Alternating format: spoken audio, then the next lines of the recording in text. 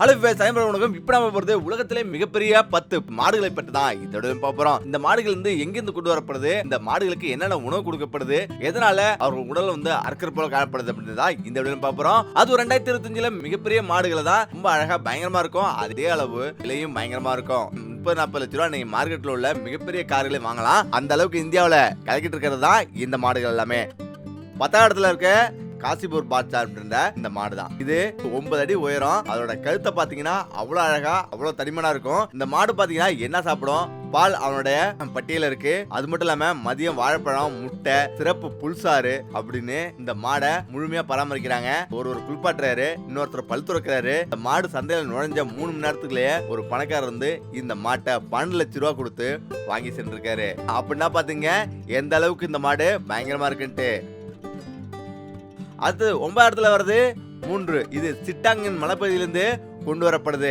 இந்த மாட்டோட பெயரு தூம் 3. ஷாருகான் போல எப்போதும் இந்த மாட்டுக்கு வெட்டுதான். இந்த மாட்டோட உடல்ல கருப்பு நிறங்கள்ல பாக்கிறதுக்கு பயங்கர அழகா இருக்கும். அதுவும் நாயகன் போல இருக்கும். உணவுன்னு பாத்தீங்கன்னா வாழைப்பழம், கொண்டக்கடலை, செவ்வாழை அப்படின்னு தினமும் சாப்பிடுது. அது மட்டும் இல்லாம புரதப்பொடியை கலந்து விற்பனையாளர் தினமும் கொடுக்குறாரு. இந்த மாட்டோட மதிப்பு வெறும் 14 லட்சம் தான். இந்த மாட்டை வைத்து ஒரு கதையை சொல்றாரு. அப்படின்னா பாத்தீங்க விற்பனையின் போது 10 முதல் 12 பேர் வாங்கறதுக்கு ரெடியா இருந்தாங்க. ஆனா ஒருத்தர் பேரம் பேசி வாங்கியிருக்காரு.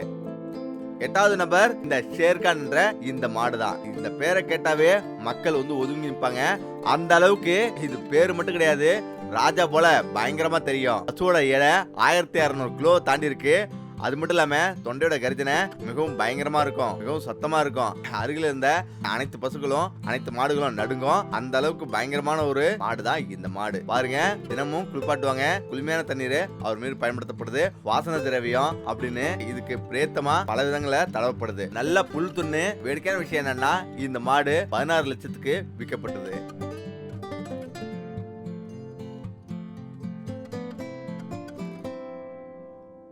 முடிவுல 7வது நபர் பங்களாதேஷ் சேர்ந்த மெஹர்பூர்ல இருந்து கொண்டு வரப்பட்ட இந்த மாடு பார்க்கும் போது பயங்கரமா இருக்கும். உடல் மட்டுமே எவ்வளவு வலிமையா இருக்கு பாருங்க. முகத்துல அவ்வளவு பெருமையான தோற்றம் இருக்குது. அது மட்டும் இல்லாம இந்த மாடு கேரட், ஆப்பிள், பீன்ஸ் போன்ற ஊட்டச்சத்து நிறைந்ததா சாப்பிடுது. அது மட்டும் இல்லாம இந்த மாட்டோட உரிமையாளர் குழந்தைய போல இதை வந்து வளர்த்துட்டு இருக்காரு. அவனை அப்படிதான் வளர்த்தேன், நான் அவரை விட்டுவிட விரும்பல அப்படின்னும், ஆனாலும் நிலைமையின் காரணமா விற்காத சொன்னாரு. இது 18 லட்சம் ரூபாய்க்கு விற்கப்பட்டு அதிரடி காட்டியிருக்காங்க.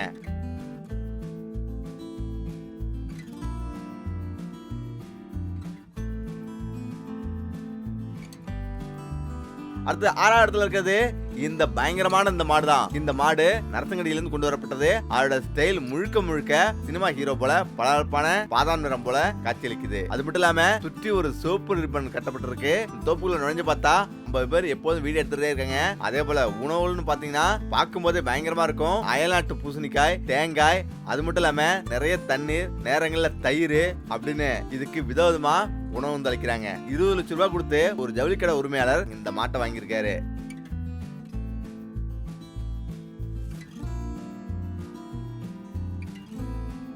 அஞ்சாவது இடத்துல பாருங்க, குடும்ப உறுப்பினர் போல அவ்வளவு அழகான ஒரு பிரம்மாண்டமான ஒரு மாடு தான் இந்த மாடு. பார்க்கும் போதே பயங்கரமா இருக்குல்ல. சந்தையில இது வந்தாவே ஒரு சலசலப்பு ஏற்படும்.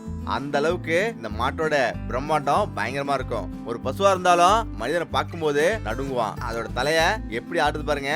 நாக்கு கூட ஒரு விதமா நீட்டும், ஒரு விதமான வெளிப்பாடு நம்மள மிரட்டும். இந்த மாட்டோட உரிமையாளர் இதை ரொம்பவே காதலிக்கிறாரு. நகைச்சுவா அவர் சொல்றாரு, நான் இதை ரொம்ப காதலிக்கிறேன். இந்த மாட்டு மேல நான் முழுக்க உயிரே வச்சிருக்கேன்னு சொல்றாரு. அதாவது இதுக்கு கரிம உணவு, காய்கறி, இனிப்பு பூசணி, தென் கலந்த தீவனம், பளபளப்பான கருப்பு கோட், கேரட் அப்படின்னு பயங்கரமா இருக்கும். இந்த மாடு பார்க்கும் போதே உடல் முழுவதும் கருப்பு, அங்கங்க வெள்ளை அப்படின்னு பார்க்கும் போது அவ்வளவு அழகா இருக்கு. இந்த மாட்டை வீடியோ எடுத்து ஒரு யூடியூப வெளியிட்டாரு. 10 மணி நேரத்துல 1 லட்சம் பேரு லைக் பண்றாங்க. அது மட்டும் இல்லாம ஒரு அரசியல்வாதி 22 லட்சம் ரூபாய்க்கு வாங்கியிருக்காரு. அடுத்து 4ஆம் இடத்துல இருக்கிறது இந்த பசு பாருங்க.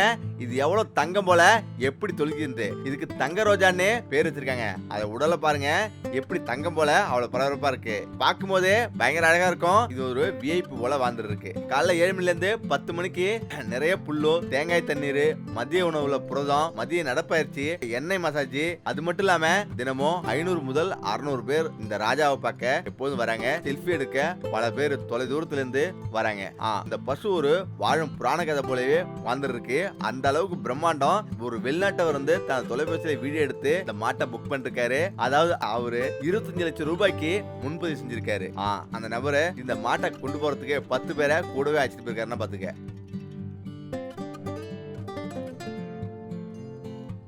அதே போல 3ஆம் இடத்துல இருக்குது ஒரு ராஜாவை போல 3ஆம் இடத்துல சுல்தானி ஆசம் அப்படின்னு இந்த மாட்டுக்கு பேர் வச்சிருக்காங்க. சந்தைக்கு வரும்போது ஒரு ராஜா போல வந்து உணருது.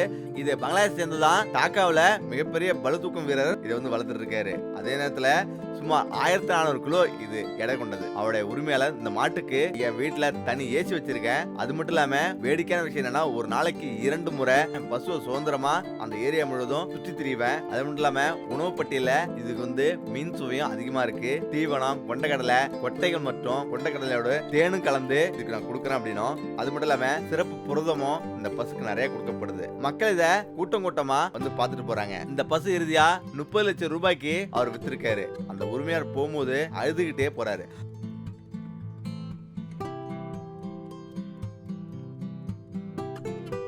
அது 2ஆம் இடத்துல இருக்கிறது பாதல் பேரரசர் அப்படின்னு பேர் வச்சிருக்காங்க. தினஜ்பூர்ல இருந்து கொண்டு வரப்பட்ட இது முற்றிலும் கருகருப்பா கண்ணங்கரேன்னு இருக்கிற ஒரு பிரம்மாண்டமான மாடு தான் இது. முதல்ல இதை பார்த்து எல்லோருமே பயந்தாங்க. இந்த மாடு அந்த அளவுக்கு பிரம்மாண்டமா இருந்திருக்கு. இதோட கண்கள் பிரகாசமான சிவப்பு நிறத்துல இருக்கு. அது மட்டும் இல்லாம கழுத்து மிகவும் தடிமனா இருக்கு. எந்த அளவுக்கு வழவழப்பா அவ்வளவு அழகா இருக்கு பாருங்க. முக்கியமா வெளிநாட்டு ஷாம்பு அதன் மேல வந்து பயன்படுத்தப்படுது. ஆலிவ் எண்ணெய் ஒரு நாளைக்கு முன்னாடி தடவிடப்பட்டு அழைச்சி வரப்படும். இது டிக்டாக்ல ட்ரெண்டிங்கா உலகம் முழுவதும் மாறிச்சு. சந்தைக்கு கொண்டு வரப்பட்டு 35 லட்சம் ரூபாய்க்கு விற்கப்பட்டது. அப்படின்னா பாத்தீங்க எவ்வளவு பயங்கரமா இருக்குன்னு. இது இந்த உரிமையாளர் தியாகம் பண்ணிருக்காரு. அதே நேரத்துல உலகின் நம்பர் 1 விலையுயர்ந்த ஒரு மாடுனா அது இந்த வங்கதேச புலின்னு சொல்லக்கூடிய இந்த மாடு தான். இது 1500 கிலோ எடை கொண்ட பயங்கரமான ஒரு மாடு தான் இது. இது 6 அடி உயரம். அது மட்டும் இல்லாம நீளம் மட்டும் 11 அடி நீளம் கொண்டது. அவரோட உடலமைப்பு பாருங்க எவ்வளவு பயங்கரமா இருக்குன்ட்டு. பார்க்கும் போதே எப்படி இருக்கு பாருங்க. உடற்பயிற்சி கூடத்துக்கு தினந்தோறும் அழைச்சு செல்லப்படுது. அப்படி அதை பயிற்சி அளிக்கிறாங்க. அது மட்டும் இல்லாம இறக்குமதி செய்யப்பட்ட பொருட்கள் வந்து தினந்தோறும் உணவு பட்டியல எப்போதும் இருக்கும். விட்டமின் கொண்டக்கடலை கொட்டைகளை எப்போதும் இது தராங்க. சிறப்பு பாத சிகிச்சையும் கொடுக்கப்படுது. தினந்தோறும் தேன் பயன்படுத்தப்படுது. ஒவ்வொரு வெள்ளிக்கிழமையும் இந்த டைகரை ஸ்பெஷலா கவனிச்சு உணவு கொட்டி கொடுக்குறாங்க. அதாவது சந்தையில லட்சக்கணக்கான மக்கள் இதை பார்க்கறதுக்கு கூறுறாங்க. முடிவுல இது 40 லட்சம் ரூபாய்க்கு விலை போனது. இது ஒரு ரியல் எஸ்டேட் உரிமையாளர் வந்து வாங்கியிருக்காரு. இதுதான் வங்கதேச புலி அப்படின்னு அடையாளம் காணப்படுது.